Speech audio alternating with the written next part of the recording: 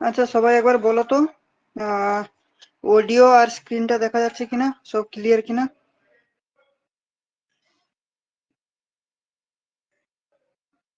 শোনা যাচ্ছে?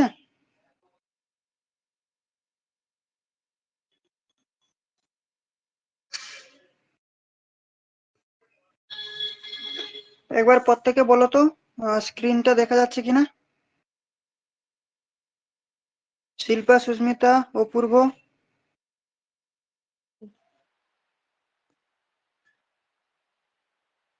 আমার ভয়েস কি শোনা যাচ্ছে তোমাদেরকে?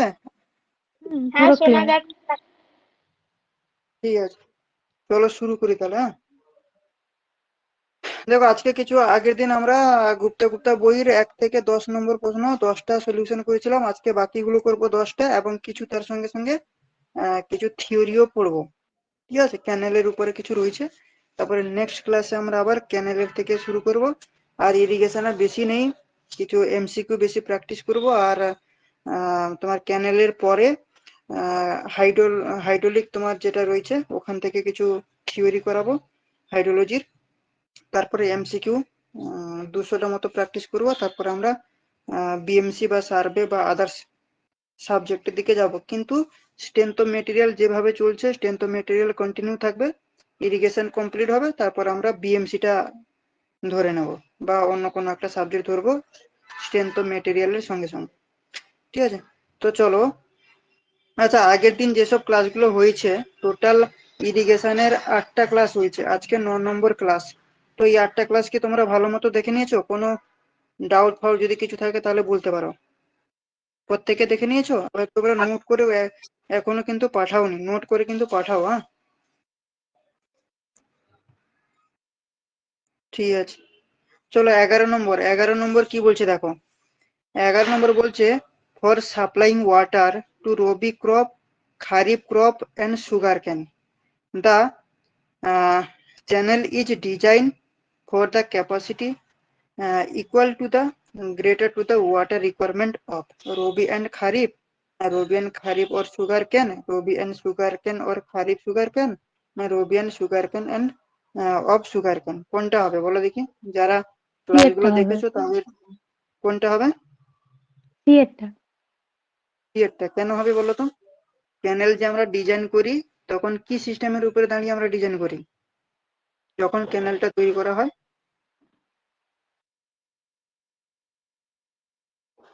দেখো, যখন রবি এবং খারিফ এই দুটোর মধ্যে যার ম্যাক্সিমাম হবে সেটাকে নেব, এবং তার সঙ্গে আমরা সুগার কেনটাকে যোগ করব। দিলে যে কোয়ান্টিটি হবে সেই কোয়ান্টিটি নিয়েই কিন্তু আমরা ক্যানেলটা কিন্তু তৈরি করা হয়। সেই জন্য rabi and sugar cane and kharif and sugar cane. যদি রবিটা যদি বেশি থাকে তাহলে ম্যাক্সিমাম যদি হয় তাহলে এটার সঙ্গে সুগার ক্যান যোগ করব। আর যদি খারিফ যদি বেশি হয় তাহলে খারিফের সঙ্গে সুগার ক্যানটা আমরা যোগ করব, দিয়ে ক্যানেলটা কিন্তু ডিজাইন আমরা করব। তাহলে এখানটা কি হয়ে যাবে, সি হয়ে যাবে আমাদের কারেক্ট অ্যান্সার। কিন্তু এখান থেকে এর সাইডে আমরা আর একটা জিনিস জানবো, যে খারিফ, খারিফ ক্রপ সেটা আমাদের কোন সিজনে হয়? এটা আমরা জানি, কোন সিজনে বলো দেখি। সুস্মিতা বলো, কোন সিজনে খারিফ এটা হয়? সোয়িং এবং হারভেস্টিং এর টাইমটা কত বলো, কেউ বলতে পারবে বাকিরা? Sir 1 April to 30 September. 1 April to 30 মানে সেপ্টেম্বর, গুড। আর ওটা সামারে। সিজনটা সামারে। সিজনটা সামার, হ্যাঁ। সামারে তোমার সোয়িংটা হচ্ছে কত, 1 এপ্রিল। এপ্রিল। এপ্রিল। আর আর হারভেস্টিং হচ্ছে হারভেস্টিং 30 হচ্ছে সেপ্টেম্বর। সেপ্টেম্বর। আর রবি ক্রপের ক্ষেত্রে রবিবার করতে হচ্ছে 1 October to 31 first March. October 31 March. ঠিক আছে, এটা তো হচ্ছে এতগুলো উইন্টার। কিন্তু জানতে হবে। হ্যাঁ, এর আরো কিছু ডেটা আমি বলেছি, সেগুলো তোমরা নেক্সট যে আগের যে ক্লাসগুলো আছে সেখান থেকে তোমরা পেয়ে যাবে। ঠিক আছে, চলো। আচ্ছা, এরপরে 12 নম্বর কি বলছে দেখো। 12 নম্বর বলছে, the ratio of the quantity of water store in the root zone of the crop to the quantity of water actual field is known as. কি হবে, কোনটা হবে উত্তর? আচ্ছা, সর্বপ্রথম উত্তরের দিকে যাবো না, সর্বপ্রথম তোমরা বলতো ওয়াটার কনভিনিয়েন্সি, যে কনভিয়েন্স ইফিসিয়েন্সি ওয়াটার কনভিয়েন্স ইফিসিয়েন্সি। কনভিয়েন্স ইফিসিয়েন্সি এইটা মানে কি? এটা মানে কি বোঝায়? এটা মানে আমরা নদী থেকে, ধরো আমি উদাহরণ হিসেবে তোমাকে যদি বলি যে নদী থেকে ধরো আমি 500 কিউমিক জল মানে ছাড়লাম। কতটা পরিমাণ জল দিচ্ছি ল্যান্ডে, আর কতটা পরিমাণ মানে ওয়াটার সাপ্লাই রিজার্ভারে হচ্ছে, এটাই তো মানে রেশিওটাকে বলছে। ধরো দেখো, ধরো আমি নদী থেকে ওয়াটারটা ডেলিভার করলাম, 500 কিউমিক ওয়াটার আমরা ডেলিভার করলাম, কিন্তু সেইটা ফিল্ডে এসে যখন পৌঁছালো তখন এই 500 কিউমিক জল এসে পৌঁছানোটা কিছুটা লসেস হলো, কিছুটা সিপেজ হয়ে গেল, দিয়ে দেখা গেল যে 200 কি 300 কিউমিক জল এসে আমাদের ফিল্ডে পৌঁছালো। তাহলে আমরা রিভার থেকে যে জলটা ডেলিভার করছি সেটা হচ্ছে 500 কিউমিক, এবং ফিল্ডে এসে যে জলটা পৌঁছচ্ছে সেটা 300 কিউমিক। এর যে রেশিওটা, এই রেশিওটাকে আমরা কি বলছি? Water conveyance efficiency. বোঝা গেছে? মানে ওয়াটার, লিখে দিচ্ছি, water deliver to field by water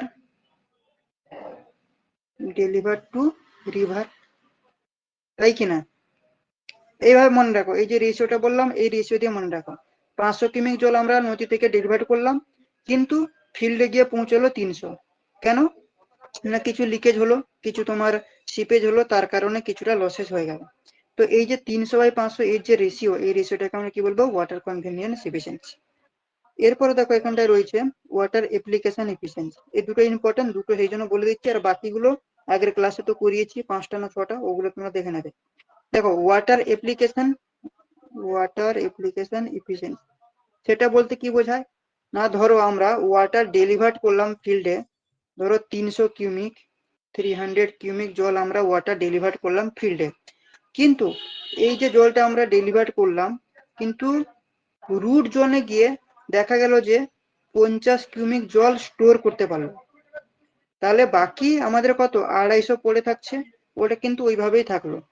300-র মধ্যে 50 কিউমিক জল গাছ কি করলো না, ওয়াটারটাকে স্টোর করে নিতে পারলো রুট জোনে। এর যে রেশিওটা হবে সেই রেশিওটাকে আমরা বলবো ওয়াটার অ্যাপ্লিকেশন এফিসিয়েন্সি। বোঝা গেছে? স্যার আরেকবার আচ্ছা, বলে দিন।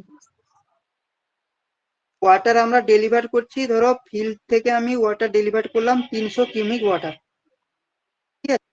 ওটা গিয়ে ফিল্ডে পৌঁছাবে, ফিল্ডে পৌঁছানোর পর গাছ কি করলো, তার রুট জোনে এই 300 কিউমিক জল স্টোর করলো না, ধরো 50 কিউমিক কি 100 কিউমিক জল স্টোর করলো, ঠিক আছে? তাহলে বাকি যেটা থাকবে সেটা আমার ওইভাবে থাকছে, যেইটুকু জল স্টোর করছে সেইটা বাই যতটা আমরা ডেলিভার করলাম, এর রেশিওটাকে আমরা বলছি ওয়াটার অ্যাপ্লিকেশন এফিসিয়েন্সি। বোঝা গেল? মানে water store in the root zone by water delivered to field, water delivered to field।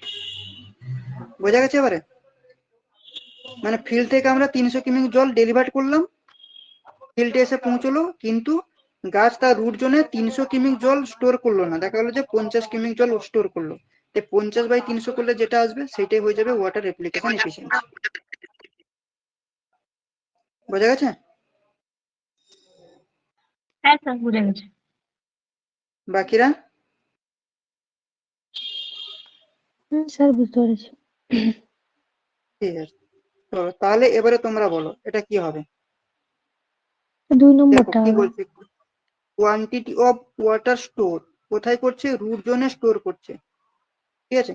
আবার কি বলছে? Water actually deliver to the field, field থেকে আমরা ডেলিভার করলাম এবং কিছুটা জল রুট জোনে কি করলো, এই যে রুট জোনে স্টোর করলো, তার রেশিওটাকে আমরা কি বলবো? Water water application application efficiency. Efficiency. তাহলে বি হয়ে যাবে। এইভাবে ডোমেন ধরে ধরে করতে হবে, এইভাবে দেখো মুখস্থ করলে বুঝতে অনেকটা অসুবিধা হয়। আগের দিন যদিও এইভাবে তোমাদেরকে বুঝিয়েছিলাম না, এইভাবে যদি মনে রাখো তাহলে কিন্তু তোমাদের মনে অনেক দিন পর্যন্ত মনে থাকবে। আমাদের বেশি দিন মনে রাখা দরকার নেই, পরীক্ষা হল পর্যন্ত মনে থাকলেই যথেষ্ট। চলো এরপর দেখো 13 নম্বর কি বলছে? The water utilisable by plant. is available in soil mainly in the form of, কি বলে দিয়েছো, প্লেন্টে available of soil mainly form, available থাকে, তখন সেটাকে কি বলবো, ক্যাপিলারি ওয়াটার। Capillary water. কেন ক্যাপিলারি ওয়াটার বলছি, দেখো এই গ্রাফটা তোমাদেরকে বুঝিয়েছিলাম, এই একটা গ্রাফ যেখানে কি ছিল আমাদের মাঝখানে একটা লেয়ার ছিল, যে লেয়ারটার নাম কি, এই লেয়ারটার নাম কি,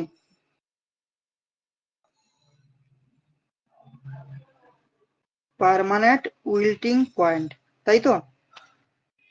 কিন্তু উপরে দেখো আমরা কি করছি, জল এখানটা ফিল আপ করছি, ঠিক আছে, এইখানটা জল আমরা এইভাবে জল কি করলাম, ফিল আপ করলাম। এই যে জলটা ফিল আপ করলাম, এই যে লেভেলটা, এই লেভেলটাকে আমরা কি বলি,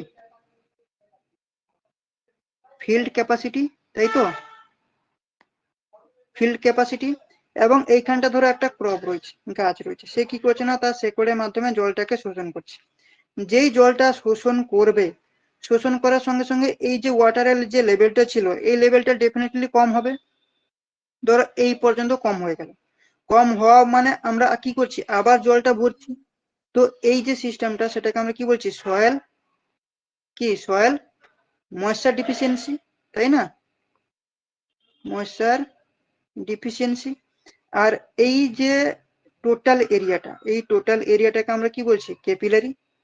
এবং গাছ কি করছে না, এই যে পার্মানেন্ট উইল্টিং পয়েন্ট, এইটা পেরিয়ে এই জায়গা থেকে জল শোষণ করতে পারছে না, তো এই এরিয়াটাকে আমরা কি বলি,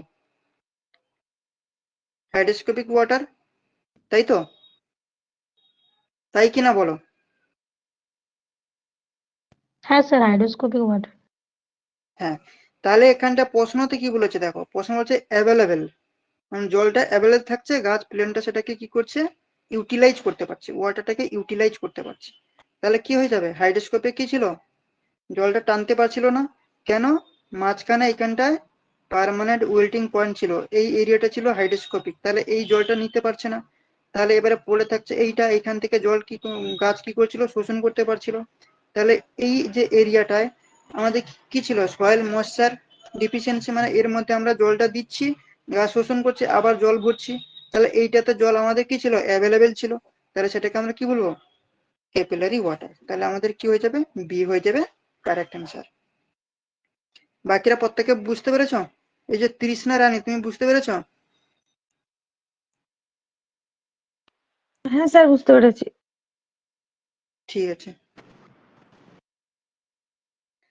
14 নম্বর কি বলছে দেখো, the amount of irrigation water required to meet the evapotranspiration. তাহলে আগে আমাদের জানতে হবে ইভাপো ট্রান্সপিরেশন জিনিসটা কি।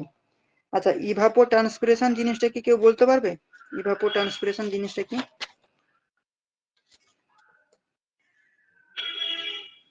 আগের দিন বলেছিলাম। আচ্ছা, needs to the crop during it full growth is called. দেখো সর্বপ্রথম আমি, হ্যাঁ বলো, অপূর্ব কি বলছো বলো। না না স্যার, কিছু বলিনি, ঠিক আছে। ঠিক আছে, তো এই যে ইভাপো ট্রান্সপিরেশনটা জিনিসটা জানার আগে আমাকে জানতে হবে কনজাম্পটিং ইউজ কাকে বলে, তাই তো। দেখো একটা গাছ বেড়ে ওঠার জন্য কি করে না, ইভাপোরেশন এবং ট্রান্সপিরেশন করে। ধরো এই একটা রয়েছে গাছ, এই একটা গাছ রয়েছে, এটা আমাদের জিএল রয়েছে, গ্রাউন্ড, এর নিচে কিন্তু গাছের শেকড় ফেকড় এইভাবে এসছে। তো গাছ কি করে, গাছ বেড়ে ওঠার জন্য এখান থেকে শেকড়ের মাধ্যমে জলটা পান করবে, এবং এই যে জলটা পান করবে, পান করার পর গাছ তার পাতার মাধ্যমে কি করে, সালোক সংশ্লেষ করে, মানে সেখান থেকে কিছুটা জল, অতিরিক্ত জল বের করে দেয়। আবার কিছুটা জল গায়ের যে লোমগুলোর মধ্যে যে ইয়েটা থাকে সেখান থেকে বের করে, মাটির উপর থেকে কিছুটা লস হয়, মানে সালোক সংশ্লেষ যেটাকে আমরা বলি সেটা করে। তাহলে একটা গাছ বেড়ে ওঠার জন্য ইভাপোরেশন এবং ট্রান্সপিরেশন তো করছে। এই যে ইভাপোরেশন এবং ট্রান্সপিরেশনের জন্য যতটুকু জলের প্রয়োজন হচ্ছে সেটাকেই আমরা বলছি কি কনজাম্পটিভ ইউজ, কি কনজাম্পটিভ ইউজ, বোঝা গেছে। মানে depth of water consume by evaporation and transpiration during growth of plant. একটা গাছ বেড়ে ওঠার জন্য যে ইভাপোরেশন এবং ট্রান্সপিরেশন করছে, সেই ইভাপোরেশন এবং ট্রান্সপিরেশনের জন্য যতটুকু জলের প্রয়োজন হয় সেটাকেই আমরা কি বলছি, কনজাম্পটিং ইউজ। 1 নম্বর গেল। দ্বিতীয় নম্বর পয়েন্ট হচ্ছে ওই যে গাছটা, এই গাছটা বেড়ে ওঠার জন্য ইভাপোরেশন লস কিছু হবে এবং ট্রান্সপিরেশন লসও কিছু হবে। এই যে ইভাপোরেশন আর ট্রান্সপিরেশন যে লস করছে সেটাকে একসঙ্গেই আমরা কি বলি, ইভাপো ট্রান্সপিরেশন। কি, ইভাপো ট্রান্সপিরেশন। বোঝা গেছে ইভাপো ট্রান্সপিরেশন জিনিসটা কি, কনজাম্পটিং ইউজ জিনিসটা কি? বলো, উত্তর দাও, দিলে আমি তাড়াতাড়ি এগোবো। সুস্মিতা বুঝতে পেরেছো?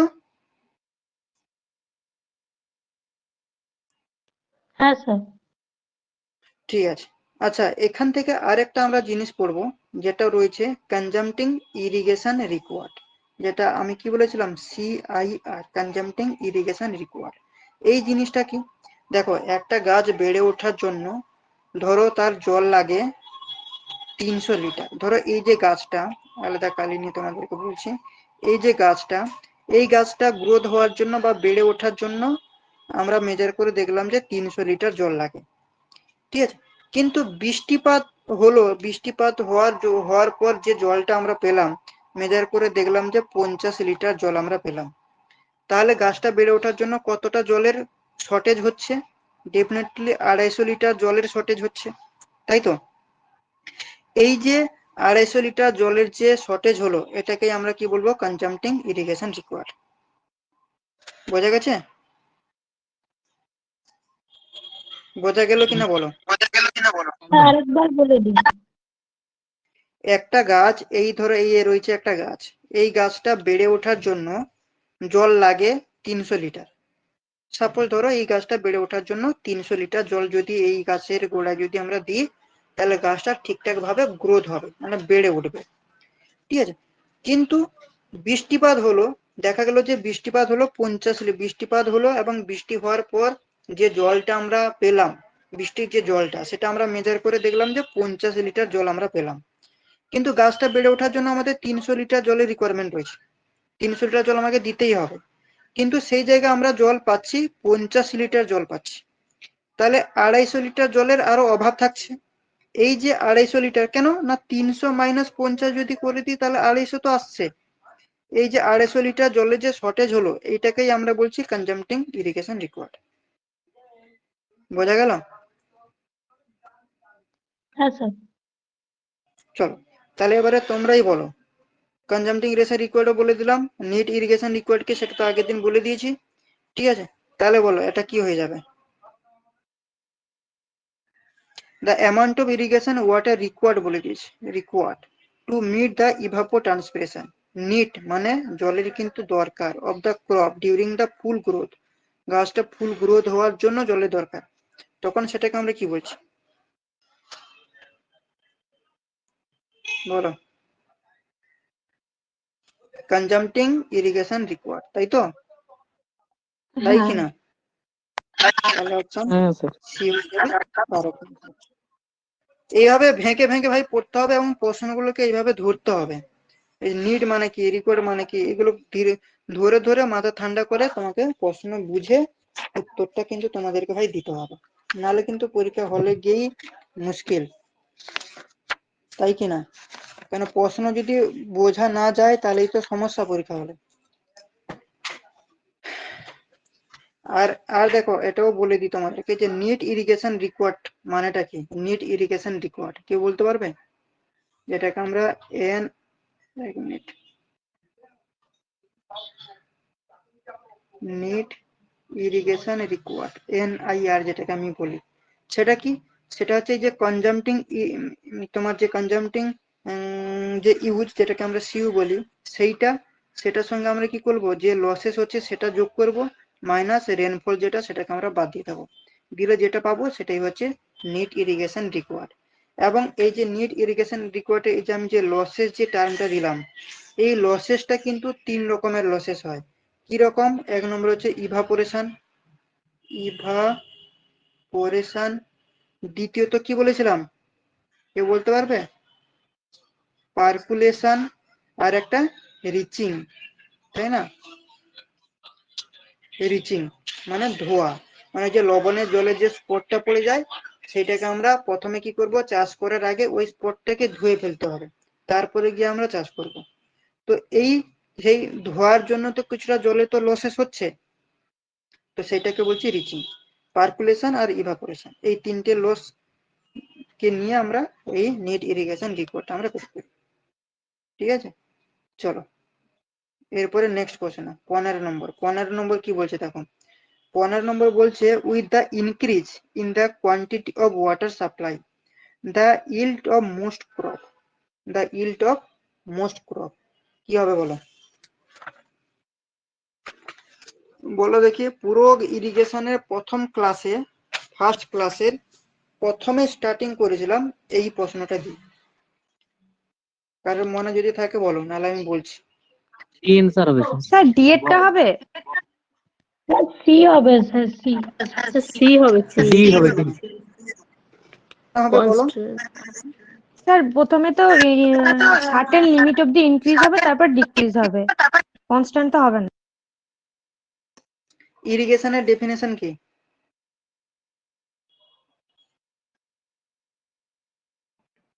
ইরিগেশনের ডেফিনেশন কি?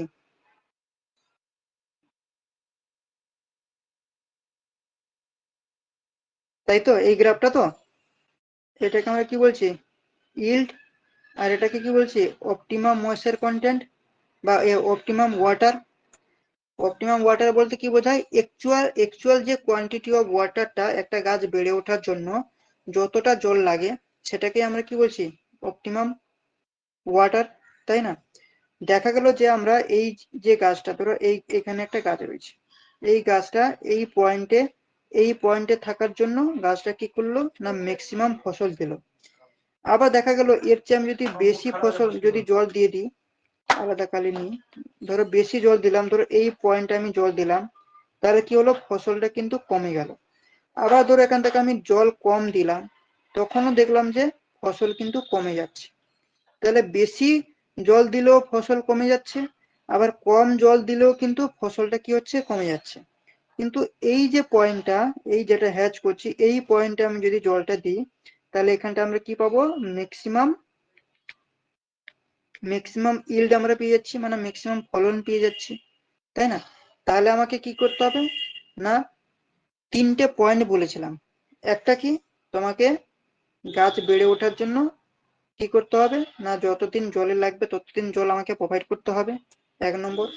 দ্বিতীয় দিন ম্যাক্সিমাম ইল্ড পর্যন্ত আমাকে দিতে হবে, যার জন্য ম্যাক্সিমাম আমরা কি পাবো না, ফলনটা পাবো। এই তিনটেকে নিয়েই তো আমরা কি বলেছিলাম, ইরিগেশন। এখানে কিন্তু সেই প্রশ্নটাই বলে দিয়েছে।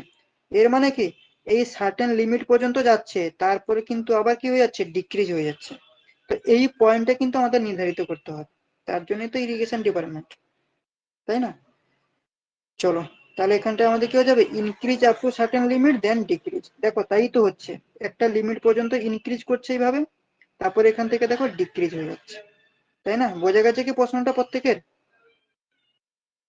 প্রত্যেকের বোঝা গেছে কিনা বলো? হ্যাঁ স্যার। হ্যাঁ স্যার, বোঝা গেছে। নেক্সট প্রশ্ন, 16 নম্বর প্রশ্ন কি বলছে দেখো।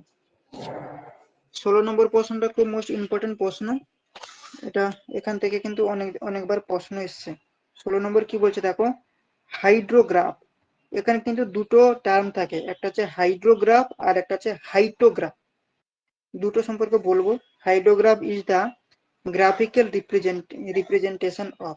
হাইড্রোগ্রাফকে আমরা আর কিভাবে রিপ্রেজেন্ট করি, দেখো একটা আছে তোমার রান অফ বাই টাইম, এটা বলা যায়। আবার একটা হচ্ছে তোমার রেট অফ ডিসচার্জ, লিখে দিচ্ছি rate of discharge by time. এই দুটো যদি থাকে তাহলে সেটাকে আমি কি বলবো, hydrograph. Rate of run off by time, এটা তোমাকে অপশনে দিয়ে দিতে পারে, আবার তোমাকে rate of discharge by time এটাও দিয়ে দিতে পারে। এটাকে আমরা কি বলবো, হাইড্রোগ্রাফ। আর হাইটোগ্রাফ মানে কি, হাইটোগ্রাফ হাইড্রোগ্রাফ মানে হচ্ছে তোমার rainfall intensity, rainfall intensity by time. দুটো টার্মটা দেখো মোস্টলি একই রকমের। এখানে রান অফ বা রেট অফ ডিসচার্জ, এখানে দিয়ে দিয়েছে রেনফল ইন্টেন্সিটি বাই টাইম। এটা কিন্তু গুলিয়ে ফেললে মুশকিল, ঠিক আছে? এই দুটো থেকে কিন্তু কনফিউশন হয়ে যায়। আর একটা জানতে হবে এখান থেকে যেটা আমাকে, সেটা হচ্ছে কি রান অফ। রান অফ কয় প্রকারের হয়? ধরো বৃষ্টির জল গড়িয়ে গড়িয়ে নদীতে এসে পৌঁছাচ্ছে, বৃষ্টি হলো এবং সেই জলটা গড়িয়ে গড়িয়ে নদীতে গিয়ে পৌঁছালো, সেটাকেই আমরা কি বলবো? Run off. এই রান অফ এর কিন্তু তিনটে টাইপ রয়েছে, তিনটে টাইপ। কি কি টাইপ? না, একটা হচ্ছে আমাদের সারফেস, সারফেস রান অফ, আর একটা হচ্ছে sub surface, sub sub surface run of, আর একটা হচ্ছে কি ডাইরেক্ট, ডাইরেক্ট রান অফ। এই সারফেস রান অফ বলতে কি না, সারফেস রান অফ হচ্ছে তোমার, ধরো এইরকম রয়েছে, এখানে একটা আমাদের রিভার রয়েছে, লেনটা এইভাবে রয়েছে, বৃষ্টি হলো, এখানটা এইভাবে বৃষ্টি হলো, বৃষ্টির জলটা কি হলো, গ্রাউন্ডের উপর দিয়ে গড়িয়ে গড়িয়ে এসে রিভারে এসে পৌঁছালো, এটাকে আমরা বলবো surface run of. Sub surface run of কি? সাব সারফেস মানে উপরের দিয়ে তো কিছুটা যাচ্ছে, আবার কি না নিচের দিক দিয়ে, গ্রাউন্ডের নিচের দিক দিয়ে এসেই রিভারে এসে পৌঁছাচ্ছে, তখন সেটাকে আমরা কি বলবো? Sub surface. আর একটা রয়েছে, যেটা রয়েছে আমাদের direct run of. Direct run off বলতে কি বোঝায়? দেখো, উপরের থেকে জল তো নদীতে এসে পৌঁছচ্ছে, নিচ দিয়েও পৌঁছচ্ছে, আবার এরকম গড়িয়ে গড়িয়েও আসবে, মানে আর সারফেসের উপরে গড়িয়ে গড়িয়ে আসবে, যেটা সারফেস রান বলছিলাম, সে কন্ডিশনটাও হবে, মাটির নিচ দিয়ে যেটা যাচ্ছে সে কন্ডিশন হবে, এবং বৃষ্টির জলটা ডিরেক্টলি নদীতে গিয়ে পড়ছে, সেটাকে আমরা কি বলবো? Direct run of. বোঝা গেছে কি তিনটে condition? Surface run of, sub surface run of, আর ডাইরেক্ট রান অফ জিনিসটা কি বলো? তাড়াতাড়ি রিপ্লাই দাও, আজকে অনেক কিছু করাবো। শিলাজিৎ বোঝা গেছে? সাজিম, সোনাল প্রিয়, অপূর্ব, রিপ্লাই করো।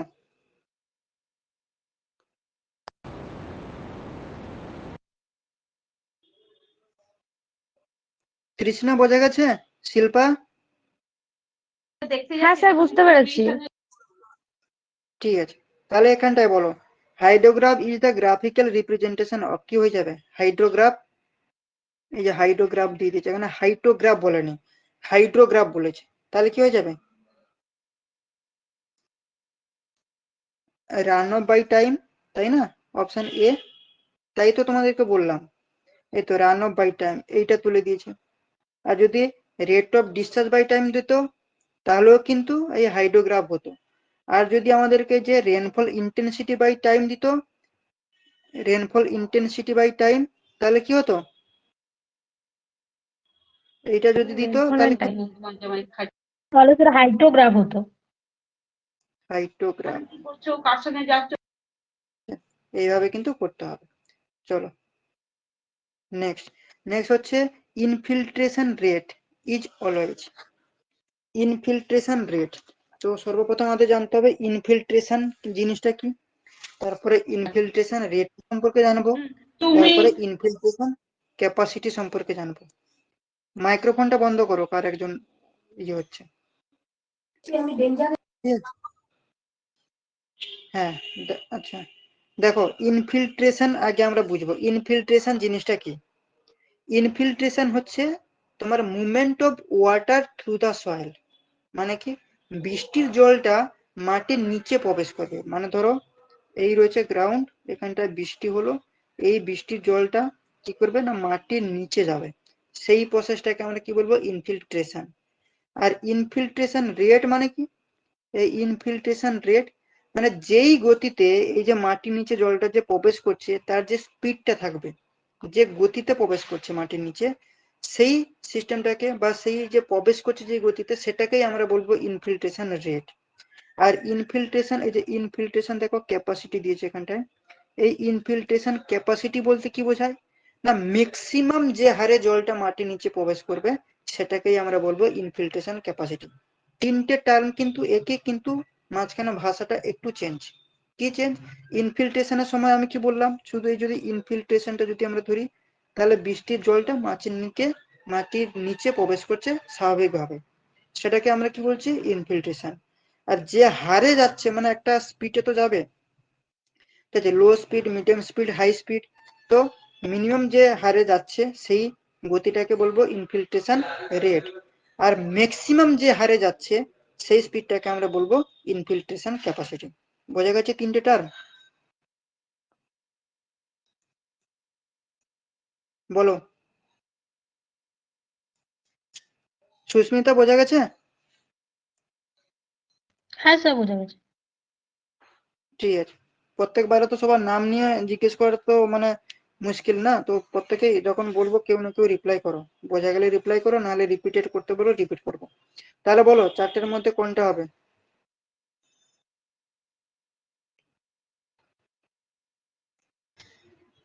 মোর দেন ইনফিল্ট্রেশন ক্যাপাসিটি, ইনফিল্ট্রেশন ক্যাপাসিটি বেশি হবে, মোর দেন ম্যাক্সিমাম লেভেল পর্যন্ত থাকবে, তাহলে মোর দেন তো হবেই না। Less than infiltration capacity, less than যদি হয়ে যায় তাহলে সেটাকে আমরা কি বলবো? ইনফিল্ট্রেশন, মানে ম্যাক্সিমাম মানে মিনিমাম যে লেভেলটা স্বাভাবিক হারে যেটা যাচ্ছে, তাহলে এটাও হবে না। তাহলে দেখো, equal to less than infiltration capacity, equal হ্যাঁ এটা সমান হবে। বা তার থেকে একটু কম, এই তো। কেন? ইনফিল্ট্রেশন ক্যাপাসিটি মানে কি বললাম? ম্যাক্সিমাম। তাহলে রেটটা হচ্ছে মিডিয়াম পোর্শনে, মানে ক্যাপাসিটি, এই যে ইনফিল্ট্রেশন ক্যাপাসিটি সেটা সমতুল্য হবে বা তার থেকে কম হবে, তাই না?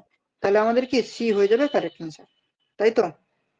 আর এটা দেখো, equal to more, infiltration rate তো ক্যাপাসিটি থেকে তো বেশি হতে পারে না, তাহলে এটাও হবে না, তাহলে কি হয়ে যাবে? সি হয়ে যাবে কারেক্ট অ্যান্সার। বোঝা গেল কিনা বলো? হ্যাঁ স্যার। ঠিক আছে, চলো 18 নম্বর কি বলছে দেখো, the depth of water required to bring the soil moisture content of a given soil up to its field capacity is called। আচ্ছা তোমরা বলো তো, দুটো থেকে করালে সুবিধা হচ্ছে না 9টা থেকে করালে সুবিধা হচ্ছে? স্যার 9টা থেকে। ঠিক আছে, তাহলে আমারও 9টা স্যার একই থেকেই ছিল। করাবো। আজকে তো হচ্ছে, কালকেও করাবো, পরশুদিনও করবো, পরপর 2 দিন করাবো, বুঝলে? কালকে 9টা থেকেও করবো, পরশুদিন 9টা থেকেও করাবো, যদি কিছু হয় তো আমি বলে দেবো গ্রুপে। কালকে তো মাস্ট বি হচ্ছে ইরিগেশনের ক্লাস হবে, পরশুদিনটা দেখি যদি হয় সোমের একটা ক্লাস নিয়ে নেবো, কিছুটা বাকি রয়েছে ফার্স্ট ক্লাসের, মানে ওই যে তোমার টিওআর থিওরি অফ এর যেটা ক্লাসটা চলছে তার কিছুটা পার্ট বাকি রয়েছে, সেটা নিউটন ল পর্যন্ত হয়েছে, বাকিটা করিয়ে দেবো পরশুদিন। কালকে ইরিগেশনের ক্যানেল চ্যাপ্টারটা পুরো কভার করে দেবো। আচ্ছা বলো, এর তাহলে উত্তর কি হবে? কোনটা হবে বলো? গ্রাফটা আমি এখানটা তোমাদের জন্য করে দিচ্ছি, গ্রাফটা ওই একই গ্রাফ। এই পয়েন্টটা হচ্ছে পার্মানেন্ট উইল্টিং পয়েন্ট, এটা হচ্ছে কি ফিল্ড ক্যাপাসিটি, এটা হাইড্রোস্কেপ ওয়াটার, ক্যাপিলারি ওয়াটার। ঠিক আছে, এইভাবে জলটা দিচ্ছিলাম, সেটাকে আমরা কি বলছিলাম? সয়েল ময়েশ্চার ডিফিসিয়েন্সি, মানে গাছ শেকড়ের মাধ্যমে জলটা শুষে নিচ্ছে, শুষে নেওয়ার পর কিছুটা জল কমে যাচ্ছে, আবার আমরা কি করছি? জলটা ভরে দিচ্ছি, সেটাকে কি বলছি? Soil moisture deficiency. আর এই যে জলটা, এই জলে পুরো জলটা কিন্তু অ্যাভেলেবেল থাকছে, যার জন্য গাছ জলটা পান করতে পারছে এবং গাছটা গ্রোথ হচ্ছে। এবং এই যে লেয়ারটা যেটা আমি কালো হেজ দিয়ে দেখাচ্ছি তোমাদেরকে, এই যে লেয়ারের নিচে কিন্তু গাছ তার শেকড়টাকে প্রবেশ করতে পারছে না। সুতরাং এই যে হাইড্রোস্কোপিক ওয়াটার থেকে, মানে এই জোনটা থেকে কিন্তু গাছ জল শোষণ করতে পারছে না, কারণ সেখানে কিন্তু পার্মানেন্ট উইল্টিং পয়েন্ট রয়েছে। ঠিক আছে, এটা হচ্ছে তোমাদের অ্যাভেলেবেল ওয়াটার। তাহলে বলো কি হবে এখানে? ইকুইভ্যালেন্ট ময়েশ্চার না হাইড্রোস্কোপিক ওয়াটার? হাইড্রোস্কোপিক ওয়াটার মানে জল তো নিতে পারবে না, তো কোনো প্রশ্নই আসে না। সয়েল ময়েশ্চার ডিফিসিয়েন্সি মানে কি? মানে হচ্ছে জল কমবে, আমরা আবার ভর্তি করব। ঠিক আছে, যেটা শুষে নিচ্ছে কমে যাচ্ছে, আবার জল আমরা কি করছি? ভরে দিচ্ছি, সেটাকে সয়েল ময়েশ্চার ডিফিসিয়েন্সি বলছি, তাহলে সেটাও হবে না। ঠিক আছে, তাহলে পার্কুলেশন এটাও তো হবে না, তাহলে আমাদের কি হবে? ইকুইভ্যালেন্ট ময়েশ্চার, তাই তো, সমতুল্য। তাহলে আমাদের কি হয়ে যাবে? বি হয়ে যাবে কারেক্ট অ্যান্সার। চলো 19 নম্বর, তোমরা প্রিভিয়াসের রেকর্ডিং গুলো দেখছো না, তাই অ্যান্সার গুলো করতে পারছো না। ঠিক আছে, ইনফিল্ট্রেশন ক্যাপাসিটি বলো, একটু আগেই বললাম ইনফিল্ট্রেশন ক্যাপাসিটি বলতে কি বোঝায়?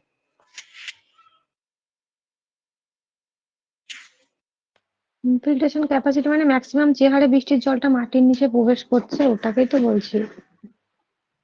তাই, তাহলে কোনটা হবে? Sir D. বি? কোনটা, এ বি সি ডির মধ্যে কোনটা? স্যার ডিটাই তো মনে হচ্ছে। স্যার এ মনে হবে তো হচ্ছে না? Constant factor. একদম ডি হবে, কনফিউজ রাখো না, একদম ক্লিয়ার করে নাও ড্রয়িংটা দেখো। ঠিক আছে, ডি হবে। 20 নম্বর ইনফিল্ট্রেশন। ইনফিল্ট্রেশন, সুস্মিতা বলো, সুস্মিতা বলো ইনফিল্ট্রেশনটা কি? স্যার এরটা হবে movement of water through the soil. ইনফিল্ট্রেশনের ডেফিনেশনটা কি বলো? Sir movement of water through the soil, এটাই তো হবে। না, বৃষ্টির উত্তর জলটা না। মাটিতে দেওয়া, হ্যাঁ, ঠিক আছে। স্যার বৃষ্টির জল মাটির নিচে যে প্রবেশ করছে সেই ব্যাপারটাকে ইনফিল্ট্রেশন বলা হচ্ছে। তাহলে অপশন এ হয়ে যাবে। ঠিক আছে, 21 নম্বর কি বলছে দেখো, if the intensity of rainfall is more than the infiltration capacity of soil, then the infiltration rate will be, কি হবে বলো, কোনটা স্যার হবে? বি। Sir B. সমান হবে কার সঙ্গে? সমান বা লেস, তাই না? আমাদের কি হয়ে যাবে, বি হয়ে যাবে কারেক্ট অ্যান্সার, তাই তো? বি। তাই কি না? শিল্পা কি বলছো? স্যার ওটাই হবে ওয়ান ইনফিল্ট্রেশন এর সঙ্গে ক্যাপাসিটি। লেস কিন্তু দিয়ে দিতে পারে, তাই না? ঠিক আছে, চলো। আচ্ছা, এটা তো গেল টোটাল, কিন্তু গুপ্তা গুপ্তা বইয়ের আমি তোমাদেরকে 20টা প্রশ্ন সলিউশন করালাম, বাকিগুলো করিয়ে দেবো, কালকে কিছু করাবো, আজকে আর কিছু থিওরি করিয়ে দিই। ঠিক আছে, তাহলে কি হবে না, জিনিসগুলো তোমাদের ধরতে সুবিধা হবে। আচ্ছা, থিওরির আমি আহ, আগের দিন কিছুটা ক্যানেলের পার্ট করিয়েছিলাম, আজকে আর একটু ডিটেলের সঙ্গে এক্সপ্লেন করে দেবো এবং আরো কিছু করব। আচ্ছা, ক্যানেল অ্যালাইনমেন্টের সম্পর্কে হালকা কিছু বলেছিলাম আগের দিন, অল্প কিছু। ক্যানেল অ্যালাইনমেন্ট যে তিনটে টাইপ, ওই তিনটে টাইপ কি কি টাইপ কেউ বলতে পারবে? মানে কোন কোন জায়গা দিয়ে আমরা ক্যানেলটা নিয়ে যাব, কোন সাইড দিয়ে ক্যানেলটা আমরা নিয়ে যাচ্ছি, সেই তার জন্য তো আমাদেরকে ক্যানেল অ্যালাইনমেন্ট করতে হবে, তাই না? তো তার আমি মেনলি কিন্তু তিনটে পার্ট যেগুলো আমাদের জানতেই হবে সেটা তোমাদের বলেছিলাম। কি কি বলেছিলাম? 1 নম্বর বলেছিলাম রিচ ক্যানেল। আচ্ছা, রিচ ক্যানেলের আরেক নাম কি? ওয়াটারশিট ক্যানেল, তাই না? যেটা রিচ ক্যানেল সেটাই ওয়াটারশিট ক্যানেল। আচ্ছা, রিচ ক্যানেল বা ওয়াটারশিট ক্যানেল জিনিসটা কি?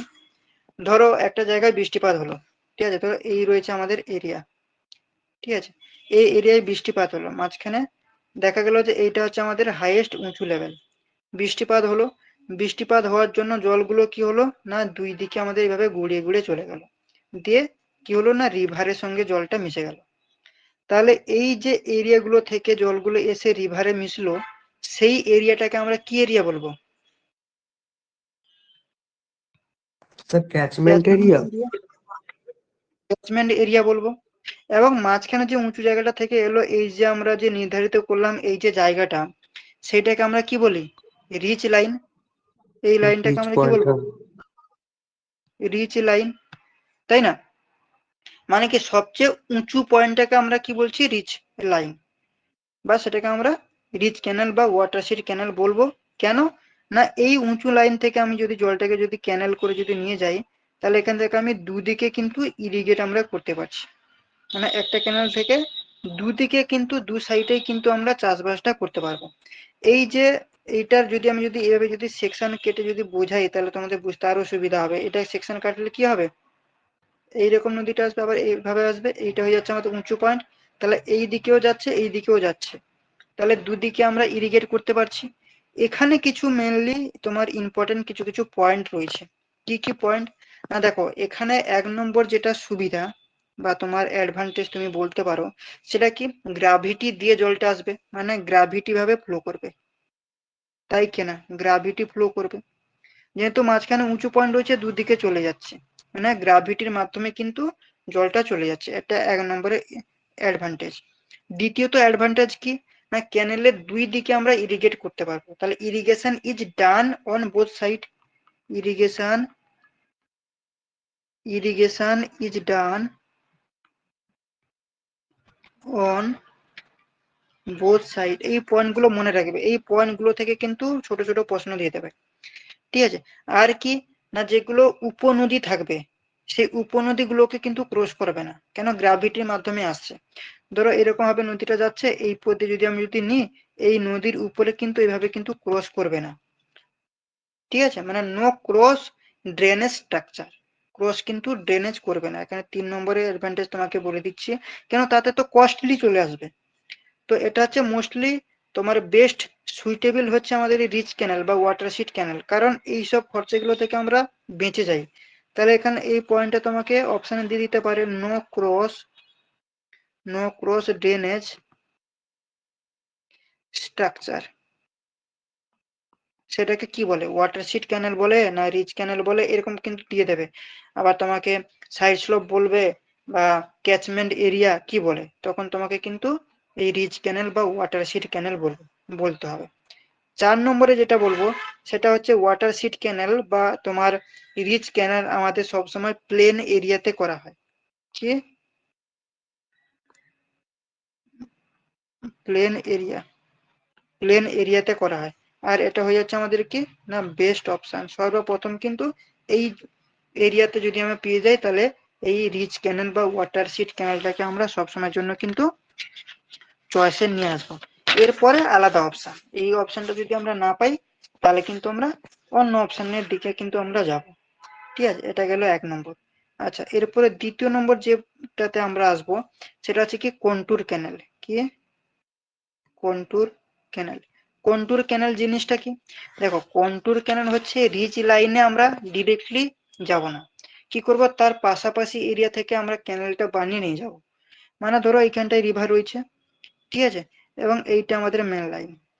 বৃষ্টিপাত হলো, বৃষ্টির জলটা এইভাবে যাচ্ছে, বা এখানে ঝর্ণা রয়েছে, পাহাড় রয়েছে, ঝর্ণার জল এইভাবে যাচ্ছে। এইটা রয়েছে আমাদের কি রিভার, এইটা রয়েছে রিভার। ড্রয়িংটা, এই গ্রাফটা ভালো করে ড্রয়িংটা বুঝবে।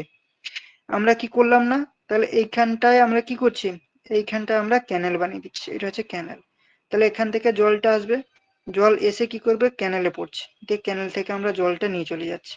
তারপরে এখানটায় কি আসবে, অতিরিক্ত জলটা রিভারে এসে পৌঁছাবে, সেটাকে আমরা কি বলবো, কন্টুর ক্যানেল।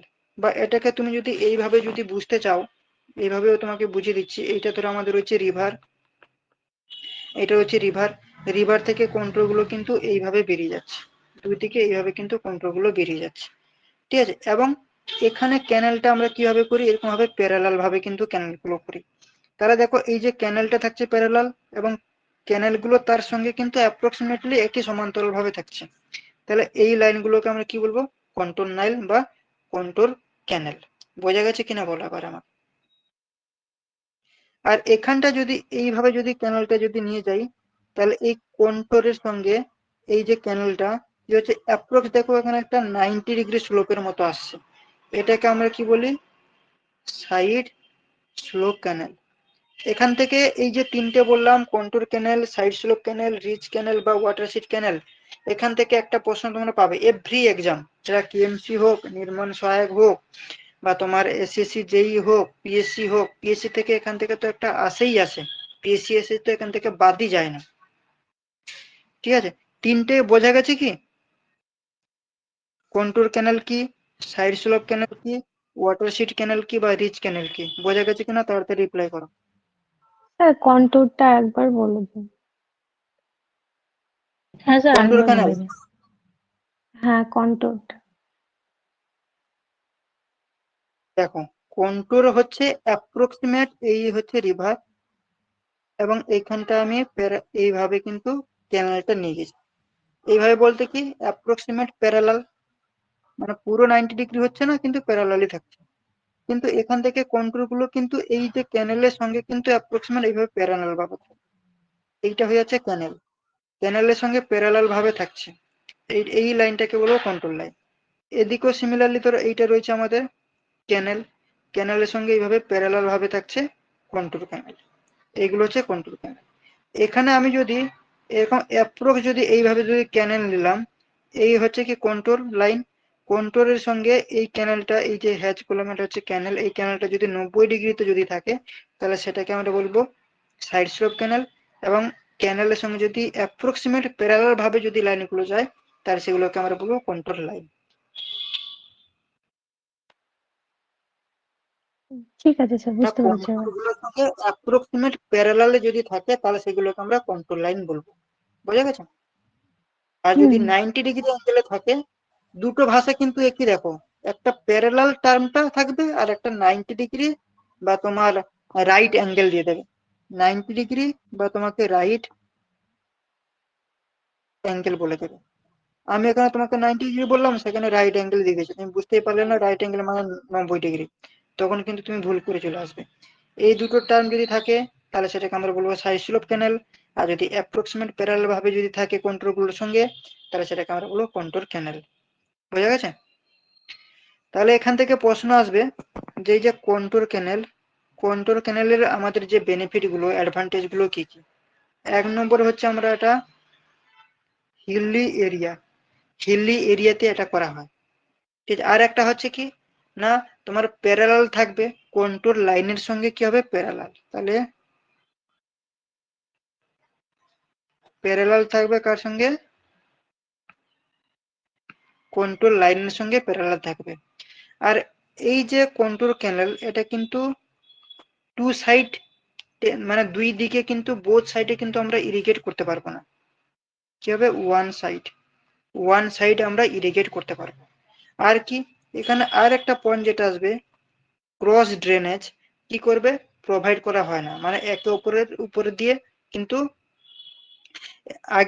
আগেরটা মানে তোমার যেটা রিচ ক্যানেল বা ওয়াটারশিট ক্যানেলের ক্ষেত্রে কি কি বললাম, উপনদীটা উপর দিয়ে ক্রস করে যাতে যেতে না পারে। এক্ষেত্রে কি হয়, এই যে ক্রস ড্রেনেজটা উপর দিয়ে কি করবে, ক্রস করে যায়। তাই এটাকে আমরা অ্যাভয়েড করি। ঠিক আছে, মানে রিচ নাইলের উপর দিয়ে ক্রস করে যায়, সেই জন্য এটাকে আমরা অ্যাভয়েড করে যাই। রিচ ক্যানেল তোমার ওয়াটারশিট ক্যানেলটাকে আমরা চয়েসে নিয়ে আসি। এই হচ্ছে এর ফেসিলিটি, আর কিছু না। ঠিক আছে, আর যদি সাইড স্লোপ ক্যানেলের কথা বলি, তাহলে সাইড স্লোপ ক্যানেল যেটা, তার কিছু রয়েছে পয়েন্ট। 1 নম্বরে আমরা কি করতে পারবো না, তোমার সাইড স্লোপ বরাবর কিন্তু আমরা ক্যানেলটাকে নিয়ে যেতে পারবো, মানে অ্যালং সাইড স্লোপ আমরা এখানে বলতে পারি, অ্যালং সাইড স্লোপ। আর কি না, তোমার যে ক্রস ড্রেনেজ রিকোয়ারমেন্ট কিন্তু এখানেও কিন্তু হয় না, ক্রস ড্রেনেজ রিকোয়ারমেন্ট হয় না, মানে রিচ ক্যানেলেও কিন্তু হয় না, সাইড স্লোপ ক্যানেলেও হয় না।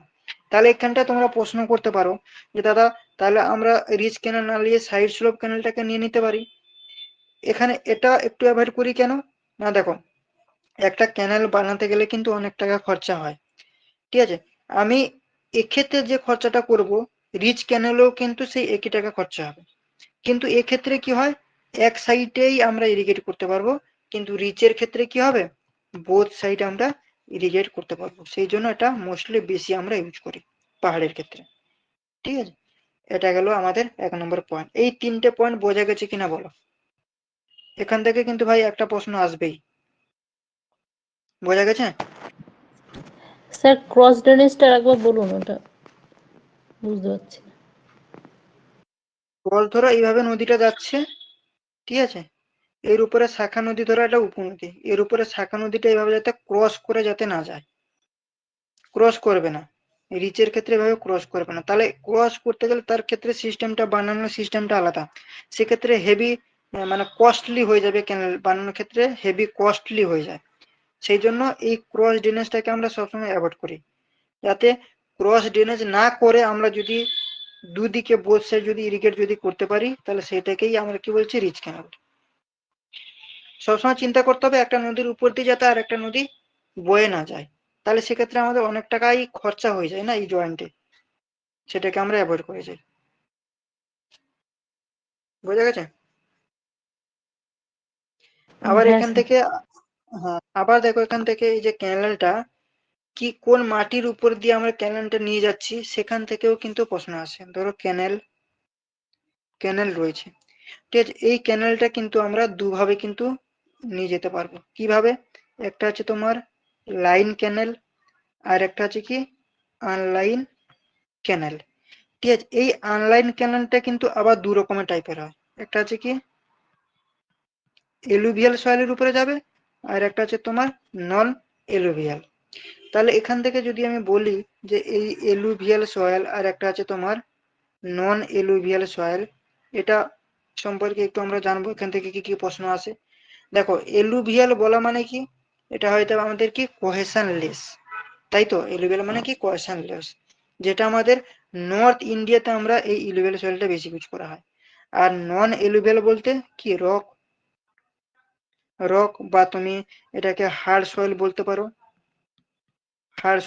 পারো, এটা কিন্তু আমাদের নন এলুভিয়াল দিকে যাবে।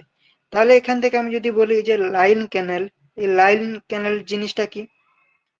এর লাইন ক্যানেল হচ্ছে তোমার, যদি ডায়াগ্রামটা যদি আমি বলি এইভাবে, তোমার ধরো ক্যানেলটা রয়েছে, ঠিক আছে, এখানটায় আমরা কি করব, এইভাবে একটা লাইনের মতন থাকে, ঠিক আছে, এইভাবে একটা লাইনের মতো দিয়ে এই বুথে কিন্তু জলটা পাস করবে। মানে হচ্ছে তোমার আহ ইম্পার্শিয়াল লেয়ার এখানে একটা আসে, যে এই ইম্পার্শিয়াল লেয়ার যখন আমরা বানাবো, ঠিক আছে, বা এই যে জলটা মাটির সঙ্গে মিশবে না, জলটা কি হবে ডিরেক্টলি মাটির সঙ্গে কিন্তু মিশবে না, সবকিছু কিন্তু মাটির উপরেই হবে। তাহলে এখান থেকে কি হয়, সিপেজটা লস হয় বা পার্কুলেশন লসটা কিন্তু এক্ষেত্রে অনেকটা কমে যায়। আমি যদি মাটির নিচ দিয়ে যদি নিয়ে যাই, তাহলে সেক্ষেত্রে সিপেজ বেশি হয়, পার্কুলেশন বেশি হয়, মেনটেনেন্স চার্জটা কিন্তু অনেকটা বেশি হয়ে যায়। তাই আমি যদি মাটির উপরের দিক দিয়ে যদি নিয়ে যাই, মাটিতে সঙ্গে যদি না মিশে, তাহলে সেক্ষেত্রে সিপেজ হবে না, সেরকম কোনো ব্যাপার না, সিপেজ হবে কিন্তু সিপেজটা অনেক কম হয়ে যায়, পার্কুলেশন লসটা কম হয়, মেনটেনেন্স চার্জটা খুব কম হয়, সেটাকে আমরা বলি লাইন ক্যানেল। আর আনলাইন ক্যানেল হচ্ছে ডাইরেক্ট মাটি কেটে আমরা মাটির নিচ দিয়ে কিন্তু ক্যানেলটাকে নিয়ে যাব। ঠিক আছে, ধরো এই রয়েছে আমাদের গ্রাউন্ড লেভেল, মাটি কেটে পুরো ক্যানেলটাকে নিয়ে যাওয়া হচ্ছে, সেটাকে আমরা কি বলবো, আনলাইন ক্যানেল। এতে কি হয়, সিপেজ পার্কুলেশনটা কি হয় অনেকটা বেড়ে যায়, মেনটেনেন্স চার্জ কিন্তু অনেকটা বেড়ে যায় এই আনলাইন ক্যানেলের ক্ষেত্রে। আবার দেখো এই যে আনলাইন ক্যানেল, সেক্ষেত্রে কি হয় বলতো তোমার, এই যে ক্ষয় যেটাকে হয়, মানে আমরা কি বলি সেটাকে স্কোরিং, সেটা কিন্তু অনেকটা কিন্তু এখানে দেখা যায়। বা তোমার সিল্ট্রেশন যেটা হয়, মানে এক সময় কিছু কিছু পার্টিকেল রয়েছে, যে ওই পার্টিকেল গুলো ক্ষয়ের মাধ্যমে কি হয় বলতো, যেখানে সেখানে গিয়ে থিতিয়ে পড়ে।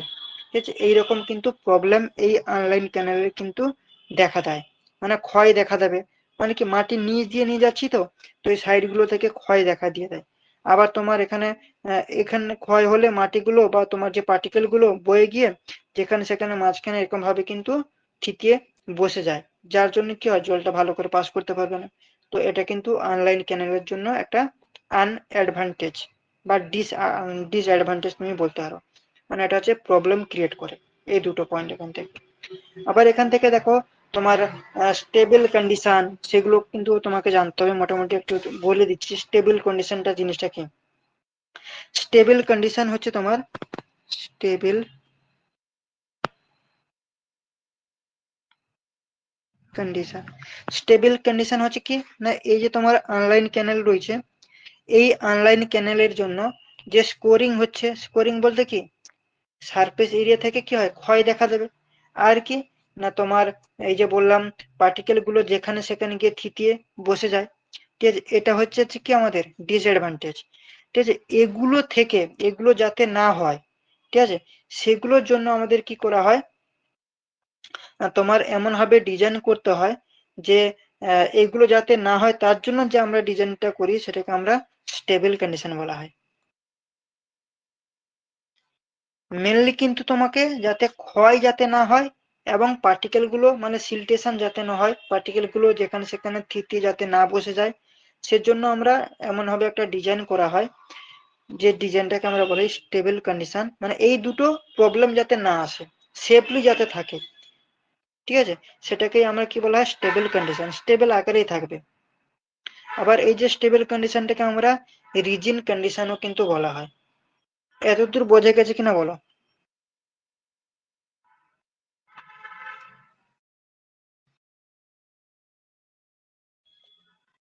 বোঝা গেছে? স্যার বুঝলাম অল্প অল্প। কোডিং এবার দেখতে হবে এই টার্মগুলো মানে প্রথমবার শুনলে। হ্যাঁ, আচ্ছা, এগুলো একটু বুঝতে একটু সমস্যা হচ্ছে। হ্যাঁ মানে এগুলো নতুন টার্ম তো, এই যে লাইন ক্যানেল, আনলাইন ক্যানেল বা স্টেবল কন্ডিশন। স্টেবল কন্ডিশন বলতে কি বললাম? আচ্ছা তুমি সর্বপ্রথম বলো তো আনলাইন ক্যানেলটা কি?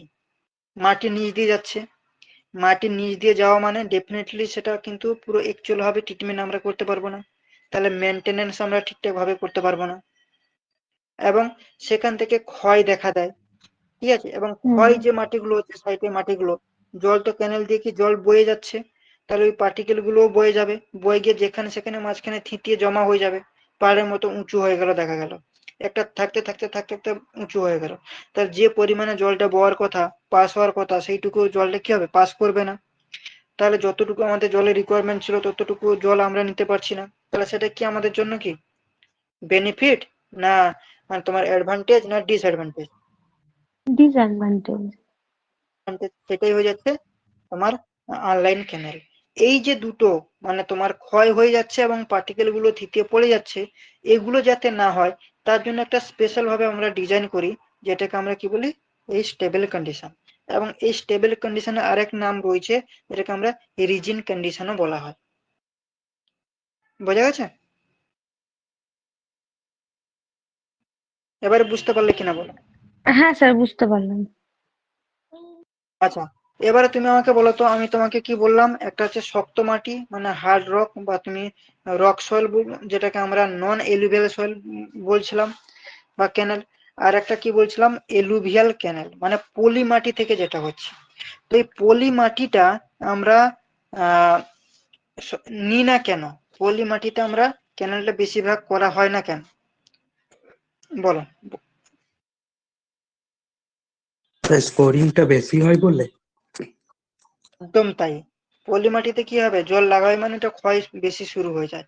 স্কোরিং মানে ক্ষয়, ক্ষয় বেশি হবে। আর ক্ষয় বেশি হওয়া মানে কি পার্টিকেল গুলো যেখানে সেখানে গিয়ে থিতিয়ে পড়বে। সেই জন্য আমরা এলুভিয়াল সয়েলটাকে আমরা কি করি না, অ্যাভয়েড করে যাই। বা তুমি এটাকে বলতে পারো যে স্পেশাল যে ডিজাইনটা করা হয় তার কারণ হচ্ছে স্কোরিং বা সিলটেশন যাতে না হয় তার জন্য। এই এই টার্ম গুলো ঘুরিয়ে ফিরিয়ে প্রশ্ন আসবে, এইগুলো থেকেই কিন্তু তোমার প্রশ্ন আসবে ঘুরিয়ে ফিরিয়ে। বোঝা গেছে? সুস্মিতা বুঝতে পারলে? অপূর্ব, স্যার মোটামুটি কুণাল প্রিয়, হ্যাঁ স্যার। হ্যাঁ হ্যাঁ স্যার বুঝেছি। এগুলো তোমাদেরকে দেখতে হবে। Sajim,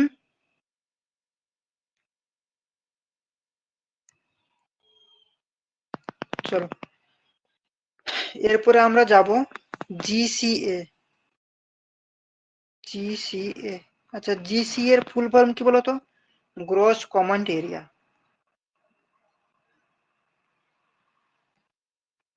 command area, gross command এরিয়ার শর্ট ফর্ম হচ্ছে জিসিএ। মানে ধরো কোনো একটা জায়গায় আমরা ইরিগেশন করব, ইরিগেশন করার জন্য যতটা জায়গা আমাদের, আমরা তো একটা তো জায়গা তো সিলেক্ট করব, যতটা জায়গা আমরা সিলেক্ট করব ওই পুরো জায়গাটাকে আমরা কি করব, গ্রস কমান্ড এরিয়া। ধরো এখানটা আমি ইরিগেশন করব, তো ইরিগেশন করার জন্য আমাকে একটা জায়গা নির্ধারিত, ধরো এই ডাইরেকশনে যাবে এবং এখানে আমার এতটুকু জায়গা লাগবে। এই যে জায়গাটা আমরা নির্ধারিত করলাম, এই টোটাল এরিয়াটাকে আমরা কি বলবো, গ্রস কমান্ড এরিয়া। বোঝা গেছে? হ্যাঁ স্যার, বোঝা গ্রস গেছে। কমান্ড এরিয়াটা কি? হ্যাঁ। আবার ধরো দুটো নদী ধরো রয়েছে, ধরো এইরকম দুটো নদী রয়েছে। রিচ ক্যানেলের ক্ষেত্রে এই ডায়াগ্রামটা দিয়েছিলাম তাই এখানটা দেখালাম। ধরো এখানে একটা নদী, এখানে একটা নদী, দুটো নদীর মাঝখানে এই যে অঞ্চলটা, এই অঞ্চল দিয়ে আমরা তো এখানে তো কোনো ইরিগেশন আমরা করতে পারবো না, কারণ এইখানটা তো জল আমরা পাবোই না, যেহেতু উঁচু জায়গা। এখান থেকে গ্র্যাভিটির মাধ্যমে জলটা পাস হয়ে নিচের দিকে চলে যাচ্ছিল। তাই এই এরিয়ায় আমরা কি করব, ইরিগেশন করা দরকার পড়ছে না। বা ইরিগেশন দরকার পড়বে কি পড়বে না বলো? দরকার পড়ছে না। যদি এই এরিয়ায় আমাদের ইরিগেশন করার যদি দরকার পড়ে, প্রয়োজনবশত দরকার পড়তেও পারে, তাই না?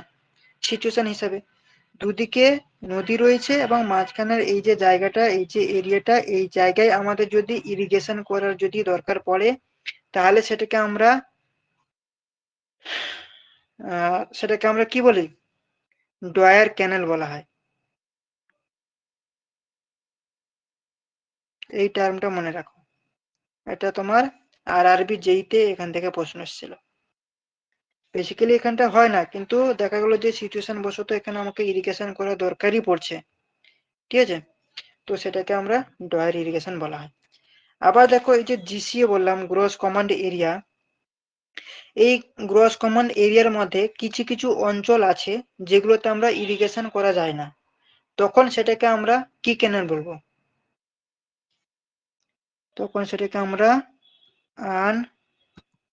আনকাল্টিলেবল এরিয়া, তখন সেটাকে আমরা আনকাল্টিলেবল এরিয়া বলা হয়। ঠিক আছে, যে এরিয়াগুলোর ইরিগেশন করা যাচ্ছে সেগুলোকে আমরা কাল্টিবল এরিয়া বলি। তাহলে কাল্টিবল এরিয়া এবং আনকাল্টিবল এরিয়া বোঝা গেছে কি? বলো, বোঝা গেছে কিনা বলো? এই টার্মটাও নতুন, আনকাল্টেবল এরিয়া আর কাল্টেবল এরিয়া, তাই না? এটা কিন্তু গ্রস কমান্ড এরিয়া, এইখান থেকে কিন্তু এই কাল্টেবল এরিয়া এবং আনকাল্টেবল এরিয়াটা কিন্তু আসে। গ্রস কমান্ড এরিয়া এর মধ্যে কিছু কিছু অঞ্চল আছে যেগুলোতে আমরা ইরিগেশন করতে চাইছি কিন্তু করতে আমরা পারছি না বা করা হয় না, সেই এরিয়াগুলোকে আমরা বলবো আনকাল্টেবল এরিয়া। আর গ্রস কমান্ড এরিয়ার মাধ্যমে যেগুলোতে আমরা ইরিগেশন করতে পারছি সেগুলোকে আমরা কাল্টেবল এরিয়া বলবো। বোঝা গেল?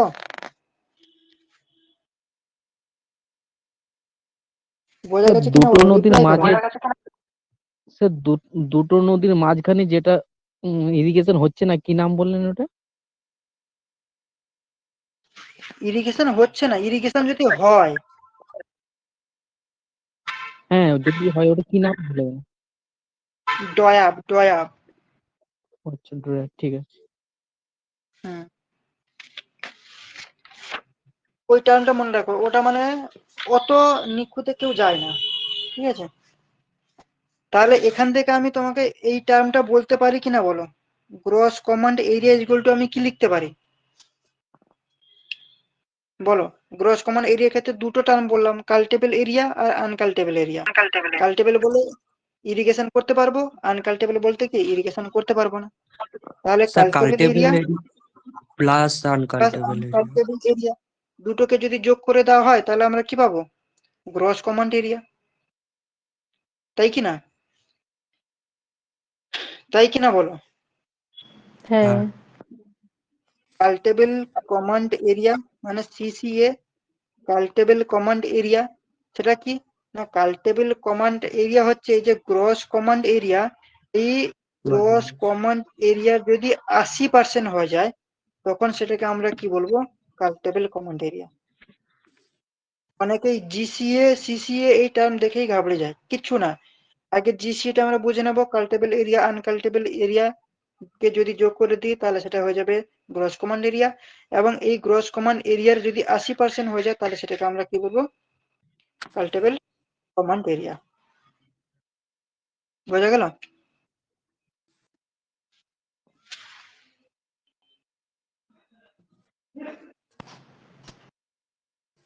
ইন্টেন্সিটিটা কি? ইরিগেশন ইন্টেন্সিটি কেউ বলতে পারবে? ইরিগেশন ইন্টেন্সিটি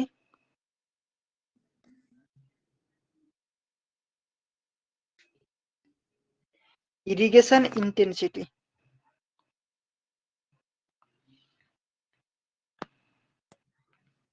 তোমরা কিন্তু এর মানে বোঝা যাচ্ছে তোমরা প্রিভিয়াস লেকচার গুলো একদমই দেখোনি। দেখো, ইরিগেশন ইন্টেন্সিটি হচ্ছে কোন সিজনে কতটা চাষ আমরা করতে পারছি। ঠিক আছে, সামার সিজন হোক বা উইন্টার সিজন হোক, যে খারিফ রবি যে কোন সিজনে আমরা কতটা চাষ করছি সেটাই হয়ে যাচ্ছে, সেটাকে আমরা কি বলি না ইরিগেশন ইন্টেন্সিটি। আর টাইম ফ্যাক্টর কি না একটা ডিস্ট্রিবিউটরি দিয়ে কতটা জল আমরা চালাচ্ছি, একটা ডিস্ট্রিবিউটরি দিয়ে কতটা জল আমরা চালাচ্ছি সেটাকে আমরা কি বলছি টাইম ফ্যাক্টর। টাইম ফ্যাক্টর ছোট ছোট টার্ম, এগুলো মনে রাখতে হবে। আর নমিনাল ডিউটি কি, nominal duty area by mean discharge, সেটাকে আমরা কি বলছি nominal duty area by mean discharge. এগুলো বলেছি আগের দিন ক্লাসে, তবু আরেকবার এখানটা লিখে দিচ্ছি। নমিনাল ডিউটি, নমিনাল ডিউটি হচ্ছে তোমার এরিয়া বাই মিনিমাম ডিসচার্জ। দেখো, যতক্ষণ না তোমরা লেকচার গুলো দেখে নোটস না বানাচ্ছ ততক্ষণ কিন্তু মুশকিল আছে সবকিছু জিনিস মনে রাখা।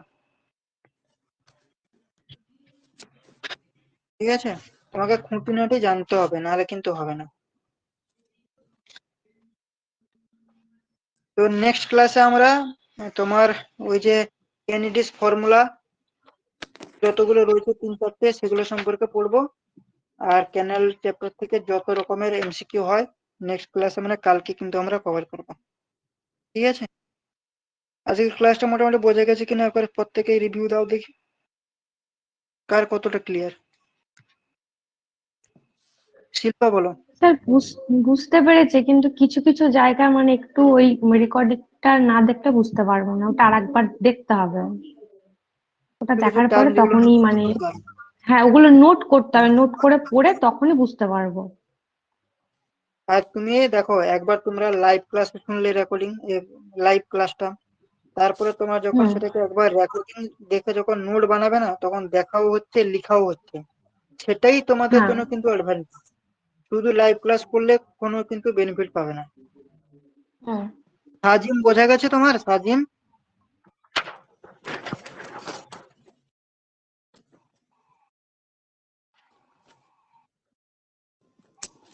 আচ্ছা, না ও অ্যানাউন্স করতে পারছে না। আচ্ছা, সুস্মিতা হ্যাঁ স্যার, বুঝতে পেরেছি। না হ্যাঁ স্যার, রেকর্ডিংটা দেখতে হবে একটু। পূর্ব আর মোটামুটি বুঝতে পেরেছি, রেকর্ডিংটা দেখলে ক্লিয়ার হয়ে যাবে। সোনাল প্রিয় বোঝা গেছে? হ্যাঁ, হ্যাঁ বুঝতে পেরেছি।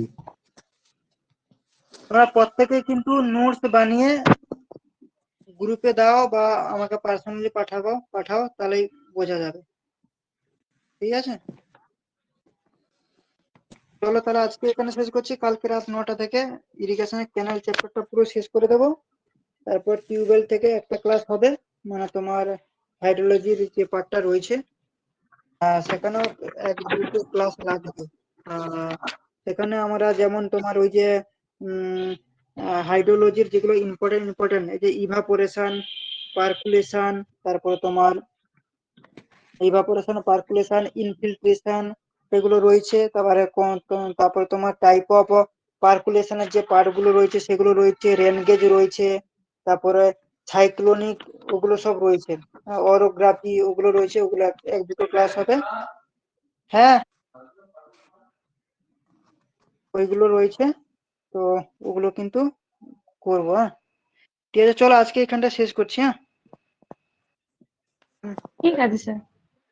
হ্যাঁ, চলো।